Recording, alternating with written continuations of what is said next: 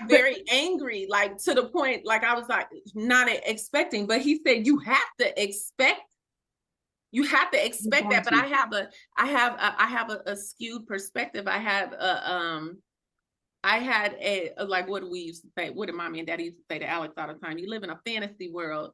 I was living in fantasy land, like thinking Thinking like, that it was going to be smooth sailing. But no, within because of, everything that you start though, anything, especially brand new, like even this business, I'm like, man, I'm almost 5 years into this business and I'm still restructuring to a point where I'm trying to figure out what is going to be the most lucrative part of this.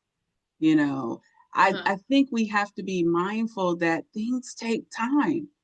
Things really do take time, and And you can, but he even says sometimes and then they could it take all might that not time happen, and it might not, and it might not happen, and you are going to have to be okay because with that's the risk with yes, that's the you're risk willing that you to. took.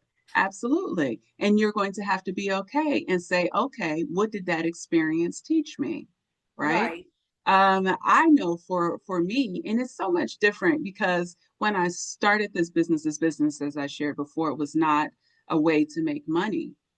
I kind of still am there. I shouldn't be like that. I know people are like, why is she in this business? She's not trying to make money. I was like, because I never started it off to make money. I started it to be a doorway so that I can continue to practice You my started 20 it because, years of experience that I achieved. but let me I tell you why said, you started it though.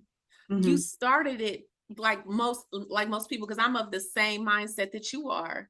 And mm-hmm, most practical people, we start things like this not to become rich and wealthy. It's for mm-hmm. freedom. It's Yes, for our freedom. it was for me to fulfill my soul, right? Right. And that's where I said, but I know that there may come a time, and I was like, I don't know if I'm there yet. Would I want it to make money? Would I want it to be lucrative? Yes, I do. I said, but that's not why it was started. And um, Me too. And it's just like with the clinic. I said, I don't even care if the clinic was a free clinic. It's just right, the fact that I do what I want to do. Like right. I'm doing what I want to do. And I know that I'm proficient. I know that I'm, Speaking of mhm. Grant, I keep know, that top of mind. Keep that uh-huh. top of mind. That just came in my head. We should focus on that for Yeah. you. Yeah, Yeah. but I was we'll thinking talk that too offline the about other that. day. Yeah. Hmm. Because actually, if I designate my clinic as a FQHC, it would basically pay for itself. I ain't got to Okay. really worry about the reimbursements would just be Hmm. a reimbursement. Right, right.